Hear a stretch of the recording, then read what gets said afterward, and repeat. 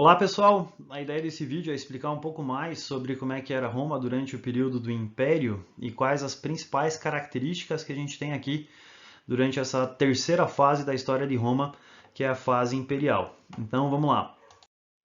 Lembrando que Roma viveu um período de crise, né, um período onde é que você tinha crise social dentro da cidade de Roma, revoltas de escravos políticos tentando melhorar a condição de Roma, mas que não estavam conseguindo.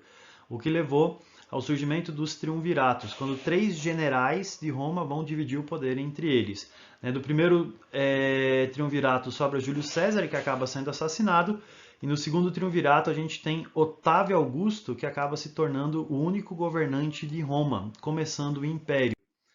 E Otávio vai se dar alguns títulos, né? O título de Imperator, o chefe militar, primus entre pares, o mais importante dos patrícios, tribuno da plebe vitalício, representante dos plebeus no Senado, líder religioso, né, que é o Pontifex Maximus, e Augusto, que significa que ele vai ter um aspecto de ser um venerado, como se fosse um deus em Roma.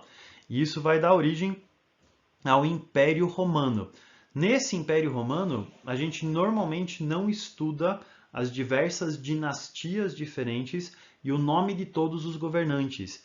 Existem três características principais que permeiam todo o Império Romano, e normalmente são essas as características principais que são estudadas. Quais características que são essas? Primeira característica que a gente tem, Pax Romana, a paz de Roma. Roma era um império gigantesco, um império que conquistou todo o entorno do mar Mediterrâneo, Palestina, norte da África, Ásia Menor, né, a boa parte da Europa. Na Inglaterra eles foram até onde é que hoje é a muralha de Adriano, né, que faz fronteira da Inglaterra com a Escócia. Então assim, eles conquistaram um território muito grande. Mas os povos conquistados dificilmente se revoltavam contra Roma. Por quê? Porque eles tinham medo do exército de Roma. Porque o exército de Roma tinha uma resposta terrível a qualquer tipo de rebelião. Por exemplo, em 70 depois de Cristo, os judeus se revoltaram contra os romanos, e o que aconteceu foi que eles foram expulsos da terra deles, a cidade santa deles, Jerusalém, foi destruída, o templo deles foi destruído, e eles começaram a chamar aquela terra com o nome dos inimigos dos romanos, né? Começaram a chamar inimigos dos judeus, começaram a chamar aquilo de Filistim, Palestina, terra dos filisteus. Então, os romanos, eles tinham uma maneira extremamente violenta de lidar com rebeliões, com revoltas. Por isso que a gente tinha, durante o Império Romano, a Pax Romana, a paz de Roma, uma paz que era imposta pelas armas, uma paz que era uma paz violenta. A segunda característica que a gente tem é uma política chamada de pão e circo, panis et circenses. Qual que é a característica que a gente tem aqui? Roma continuava um caos, Roma continuava com muitos pobres, mas para lidar com essa situação, já durante o período da República, mas ainda mais durante o período do Império, foi utilizada em Roma uma estratégia que é chamada de política do pão e circo. Você oferece para os pobres comida, né, pão, e diversão, circo. Porque se o pobre tiver com a barriga cheia e tiver com o que se preocupar, tiver com o que se divertir, ele não vai se preocupar em fazer rebelião, não vai se preocupar em fazer manifestações políticas, em reclamar da política.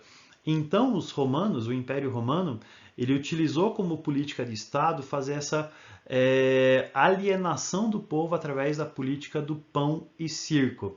E como circo, as principais diversões dos romanos eram essas duas que aparecem nessas imagens. Aqui em cima a gente tem os Circus Maximus, o maior estádio do mundo antigo, que era o Coliseu, espaço para até 70 mil pessoas, toldos que faziam com que o estádio fosse coberto, uma arena que podia ser inundada para simular batalhas navais, e nesses estádios aconteciam disputas entre gladiadores, né, que são como os caras que aparecem aqui do lado.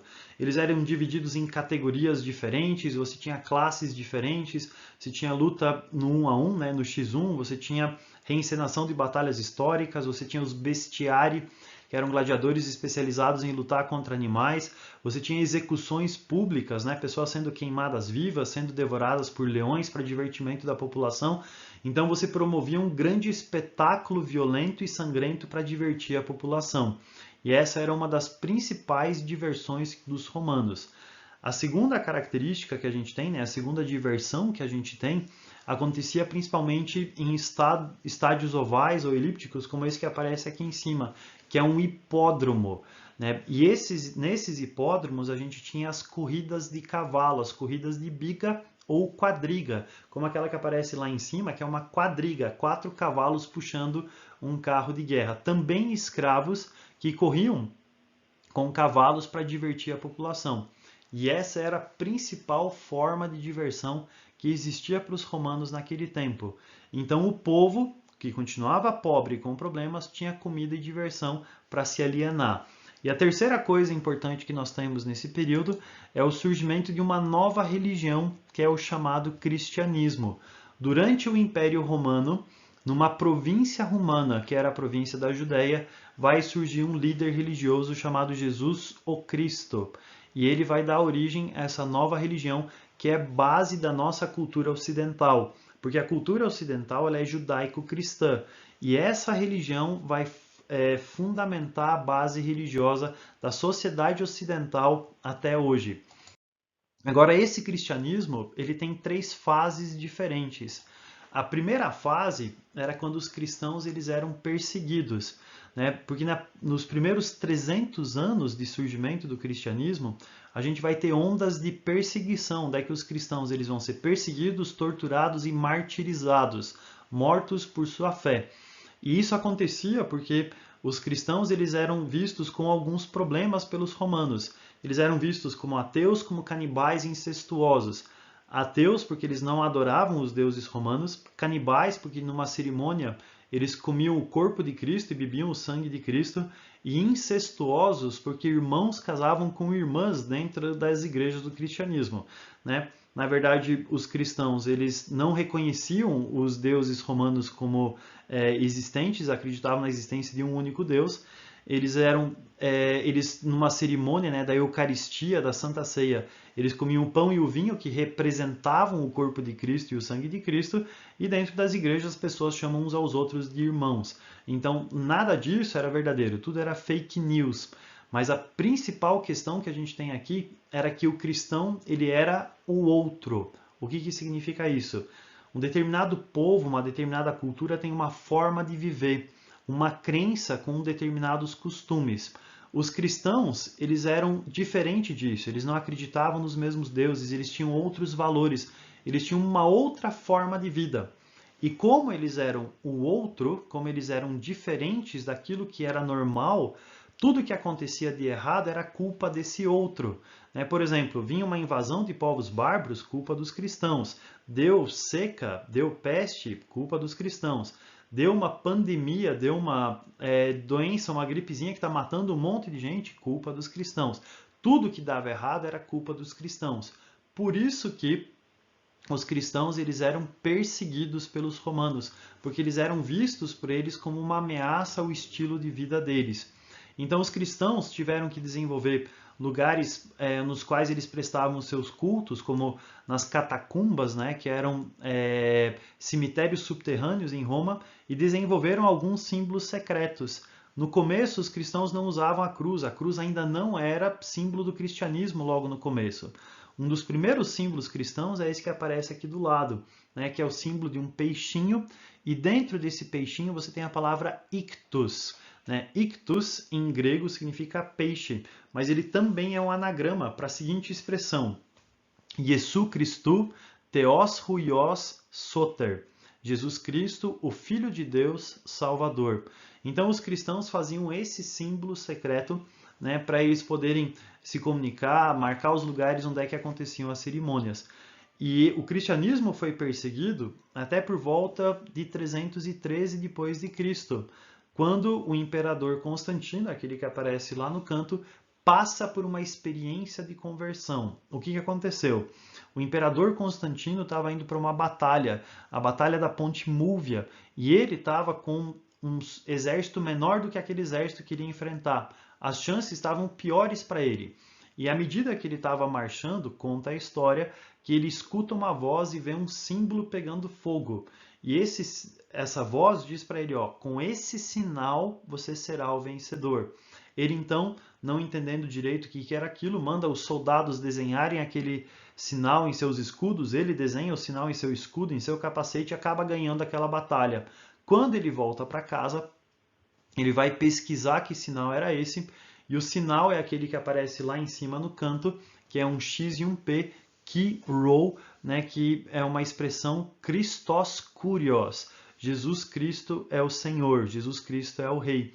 Então, ele reconhece esse símbolo como um favor de Deus e ele acaba passando por uma experiência de conversão.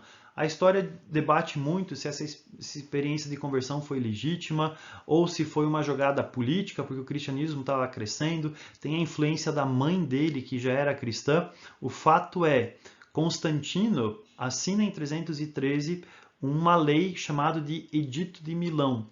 E nesse Edito de Milão, ele reconhece o cristianismo como uma religião tolerada. Você pode ser cristão. E em 391, um outro imperador chamado de Teodósio assina uma outra lei, o Edito de Tessalônica, que faz com que o cristianismo se torne a religião oficial do império. Ou seja, agora você tem que ser cristão. Então o cristianismo ele passa por essas três fases. Quando você não pode ser cristão, quando você pode ser cristão e quando o cristianismo se torna a religião oficial do Estado de Roma e você tem que ser cristão. Tá? Então esse processo foi importante dentro do crescimento do cristianismo. E os vestibulares gostam bastante de cobrar essas três fases ou esse aspecto do cristianismo no final do Império Romano. Tá? Então, lembre das três características importantes do Império: Pax Romana, pão e circo e o cristianismo. Beleza? Próximo vídeo eu explico para vocês o fim do Império Romano. Até mais!